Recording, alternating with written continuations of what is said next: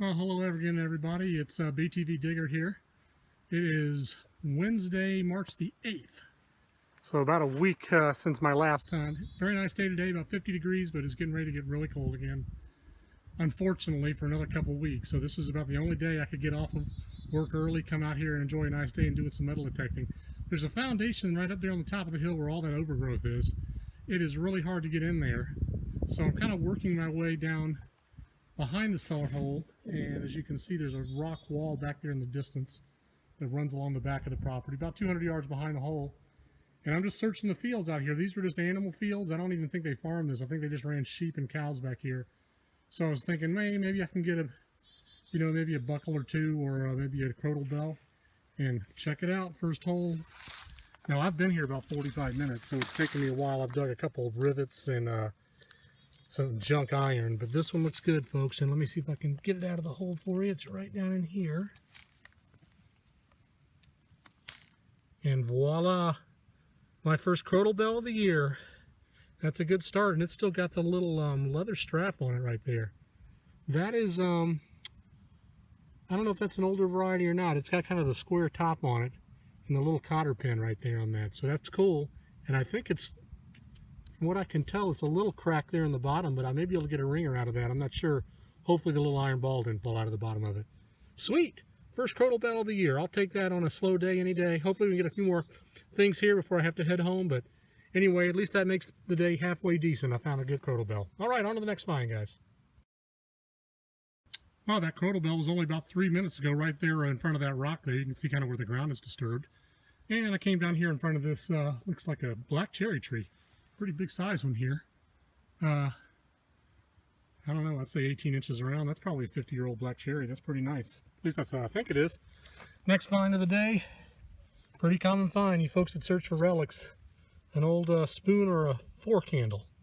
Made out of brass. And maybe I'll be able to get a maker's mark after the back. I'll show you a cleaned up shot of it in the paper towel or green velvet wrap up.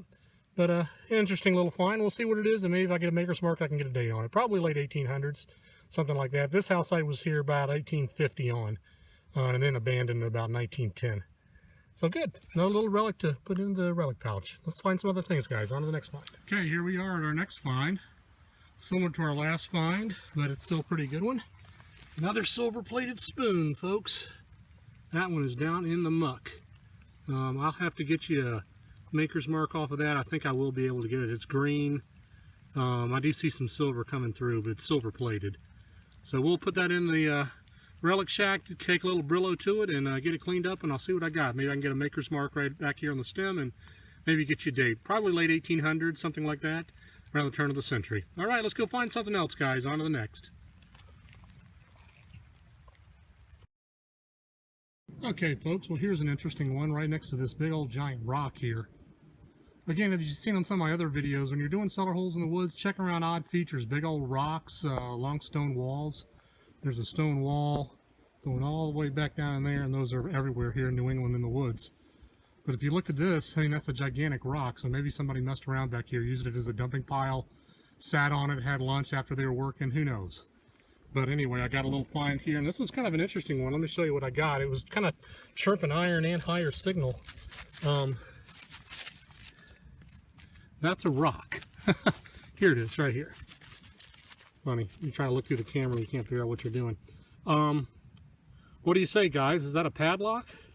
It looks like there's a little hole where a key goes in, but that's kind of a weird. It's got some attachments on the back of it. So I don't know if it's a padlock. Maybe it was just a lock to something else.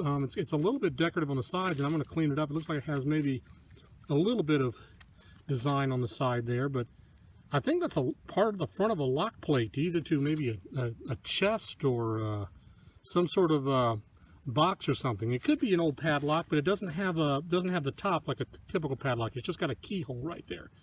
So interesting find, probably made out of brass. It does have a high tone mixed in with the iron here rusted on the back. So I'll clean that up and let you know what it is. Interesting find nonetheless. All right, let's see if we can find a few more things, guys. Well, I've moved on back down the road from the old foundation where I found that kind of lock plate and that spoon earlier.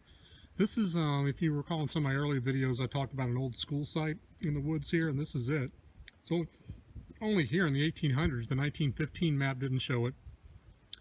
And I always come back here to see if I can find a few things. I found my first flying eagle in here a couple of years ago, and you can see the front steps there. Right there, the 2 foundation stones. And it was a small school, it was just a small footprint here.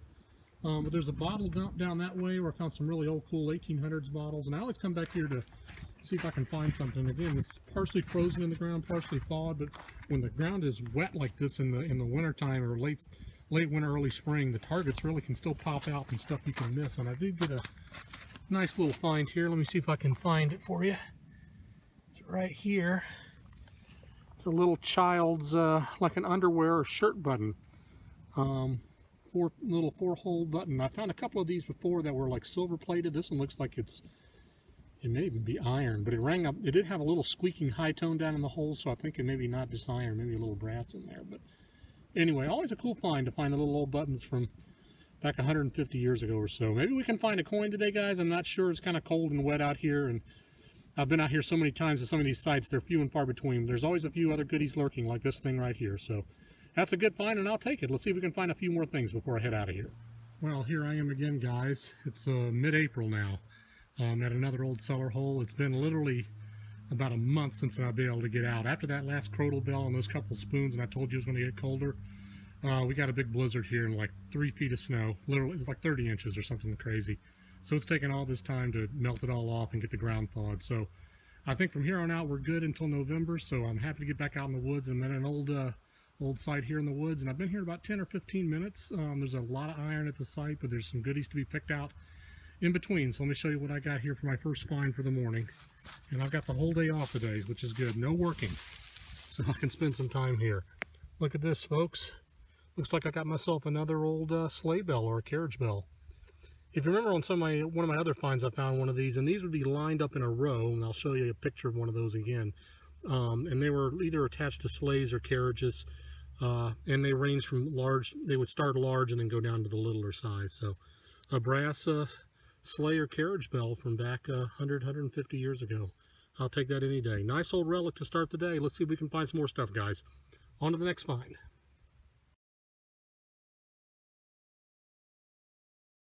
Okay, here we are, guys, in our next find. I want to show you something. This is going to be a pretty cool find. I don't know what exactly brand it is, and I don't think it's particularly old. But check this out.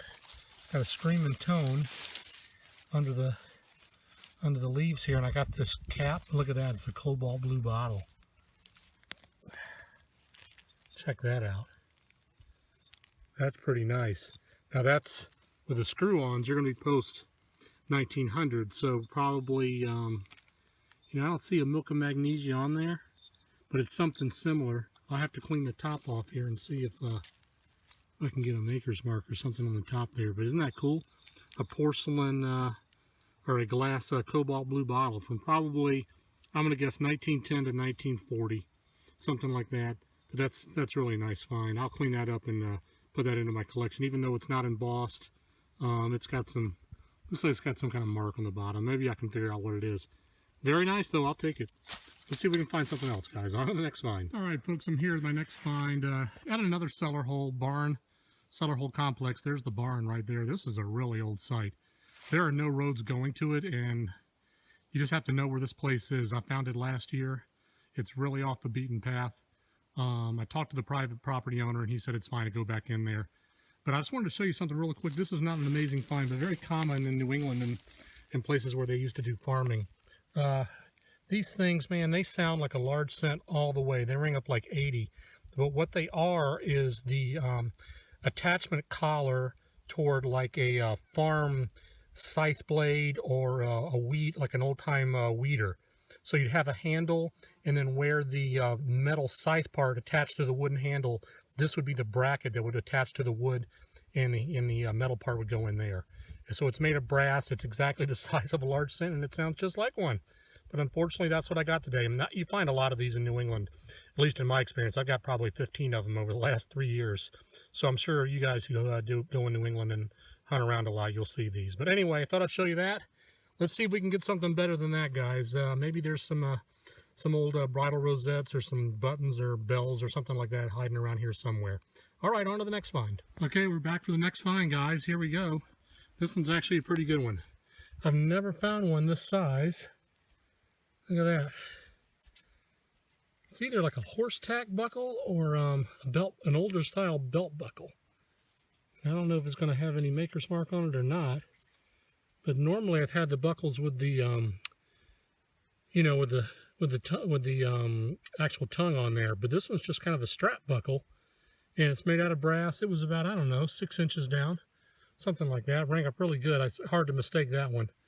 But you never know around here. This is a public park, so it could have been a bottle cap or a shotgun shell. You never know. But that's a good keeper right there. I'll get that cleaned up and show you a shot about it in just a minute here. All right, let's see if we can find a few more things, guys. On to the next find. Now here's kind of an interesting one, folks. I think this is like plated silver or something. At first, and of course you can see it's decorative there. At first I thought it was broken, but if you look on the back of this weird shaped item, look at that. It's like a suspender clip or like a pin. I mean, you have the strap with the buckle to go through there, and then the strap would go underneath this clip here, and it's attached to both ends. So this is actually what the piece looked like. But I think that's just probably the right shoulder suspender clip. Kind of a fancy design. Maybe early 20th century, turn of the century, something like that. That is cool. I've never found one like that, and you can see it's probably silver plated. Rang up really high. I'll have to do a little Brillo to it or clean it up when I get back home, and I'll show you a cleaned up shot. But that's kind of cool. Nice old suspender clip. At least that's what I think it is from the turn of the century. All right, let's see if we can find a few more things, guys, before I head on out of here. Well, guys, should I be excited or not? I got something round and disc-like right outside the hole here. I don't know, about 5 minutes after that suspender clip. This house was not here on the 1857 map. It was here in 1870. So my gut says this is not a large cent, but dang, I got to film it and see if I can reveal it with you guys, because it's heavy and it looks like it's thick like a coin, man. But it is really heavy. I don't know. Is that like a lead seal, maybe? I cannot tell. Now that I look at it, it's not perfectly round. And it's almost like heavier than a coin. It's hard for me to, I know that's hard to imagine, but it's so thick and heavy. Look at that.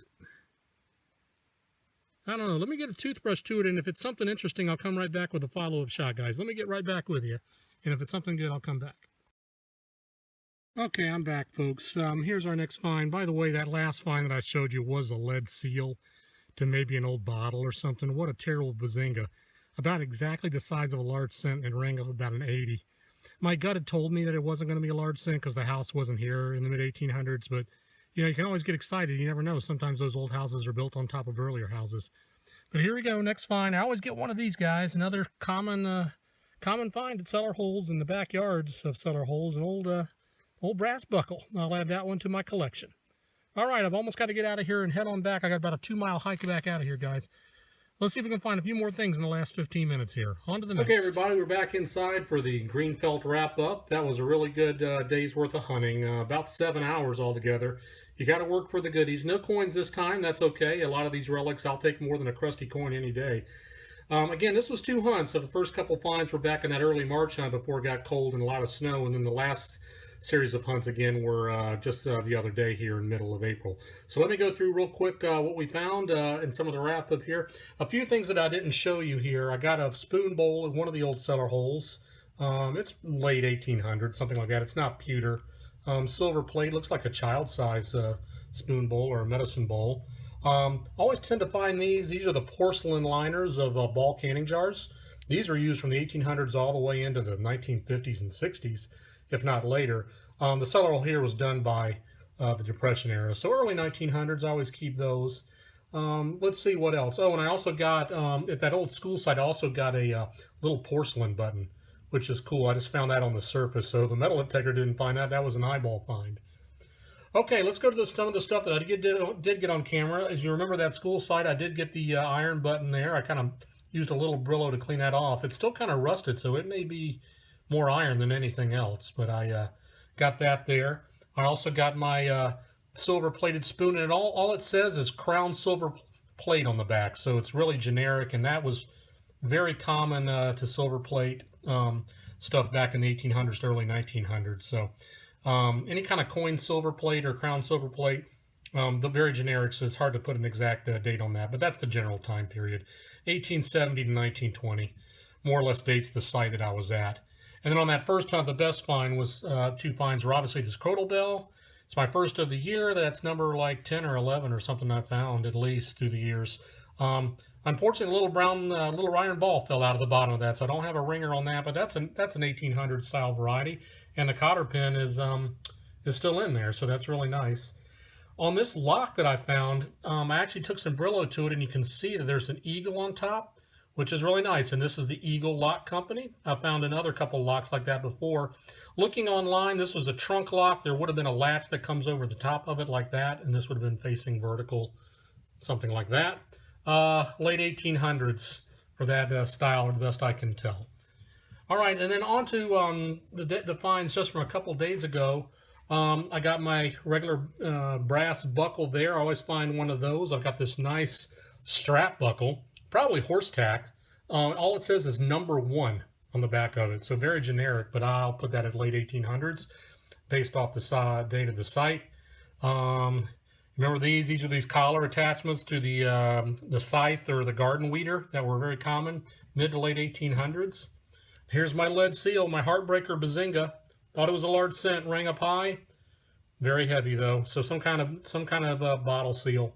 And those are older, probably 1800s era. And then the best two finds, or three finds of the day, I would say would be my sleigh bell here. Took some Brillo to that guy and cleaned him right up, so that's a nice find. My cobalt blue bottle, most likely a Milk of Magnesia, no maker's mark, and it's just got a, I think a number 7 on the bottom there. Probably would have had a paper label on it at the time. So I'm going to say 1920 to 1940. That's a best guess. And then lastly, this is probably my best find. This is a silver-plated suspender clip. Really nice find. Took a little Brillo to that and a little lemon juice, and all the crud came right off. And the nice thing on this one, and often you'll see in these suspender clips, you'll get a patent date on the back. And this says patent 12/15/08, so December 15th, 1908. You can go online to the U.S. Patent Office and look up the patent designs and drawings.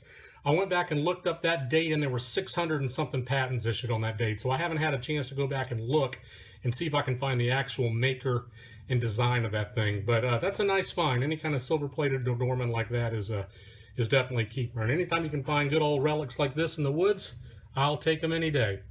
So thanks for joining me on these last few hunts. I know it's been a few weeks since I posted, and I appreciate you for joining me. Now that the weather's warmer, we'll be out sooner than later, and we'll get you some more videos online to watch. Until then, happy hunting, and get out there. It's out there waiting for you to find. This is BTV Digger.